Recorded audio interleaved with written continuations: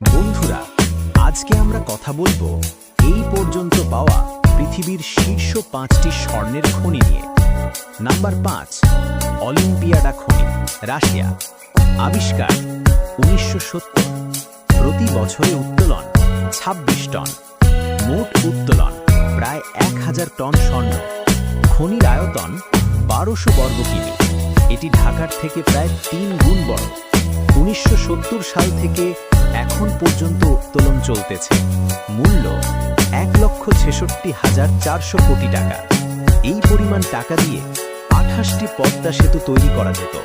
Number 4, Carlin Trent খনি, যুক্তরাষ্ট্র।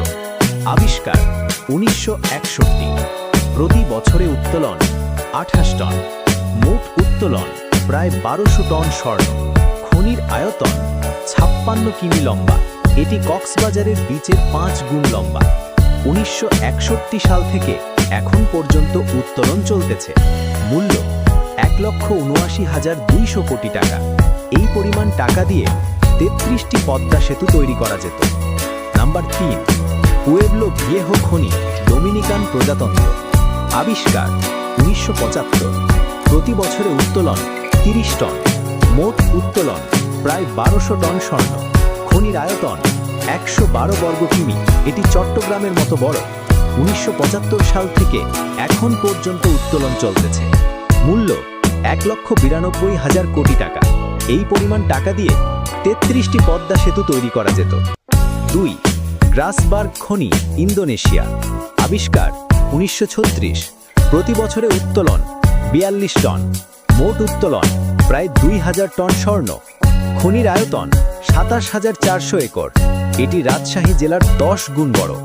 1936 সাল থেকে এখন পর্যন্ত উত্তোলন চলতেছে। মূল্য 2,68,800 কোটি টাকা। এই পরিমাণ টাকা দিয়ে 55টি পদ্মা সেতু তৈরি করে যেত। নাম্বার 1, মুরুনতাও খনি, উজবেকিস্তান। আবিষ্কার 1958। প্রতি বছরে উত্তোলন 66 টন।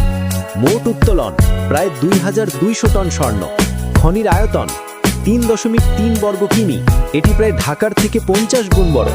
1958 সাল থেকে এখন পর্যন্ত উত্তোলন চলতেছে। মূল্য 4,22,400 কোটি টাকা।